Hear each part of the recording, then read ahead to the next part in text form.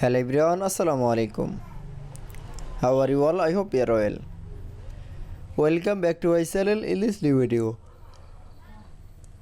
Today's video, how to add superscript in Microsoft Publisher. So let's start it.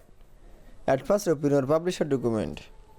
In this video, I will show add superscript in Publisher. Now select from a superscript text. Now going to the home menu option, then click for a superscript. Now for click, that is. Then again select from a other text, then going to the home menu option, then click for a superscript option. Then select from a other text in the superscript. Now select from a text, then apply from a other process, then click for a keyboard press for Ctrl Shift plus. That is.